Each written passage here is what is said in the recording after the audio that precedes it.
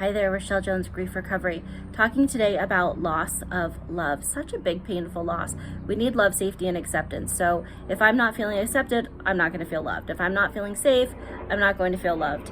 And there are different types of loss of love. Do you hear that? Hopefully you can still hear. There's a different type of love. There's love for self, love for others, unconditional. So unconditional love for others is the willingness and acquiring the ability to allow other people to make their own choices for themselves without the need to satisfy me. Now, sometimes that would be a loss in that someone is expecting me to make choices that will satisfy them, choices that maybe I don't feel safe with, that I don't want to do. My father died of suicide, which is what brought me to the grief recovery method originally. And obviously it was a loss of physical love. He wasn't in my life when he was alive, so there was a loss of love in that way when he was present. But when he died, it was a loss of hope or potential love in the future, right? So I went to the grief recovery method, and somebody told me, I was telling them how excited I was about this new class I was in, and I was really hopeful. I think it's going to be a really great thing. And the person responded with, I think all you should need is God. What are you doing? All you should be needing is God.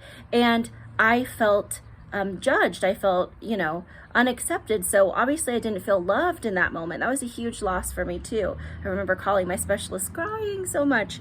So that was a loss of love there. But there's also love of self, unconditional love of self, which is willingness and acquiring the ability to allow myself to make my own choices for myself without needing approval from others. So I continued that grief recovery method class. I didn't realize that was an act of love for myself, but it was. So we can experience lack of love for ourselves, but we can experience it from other people as well. So one way that I have experienced loss of love for myself is I have a horrible back injury from my time in the military, and I ignored it for most years because it couldn't be seen. Nobody could find it, and doctors were always telling me it's fine.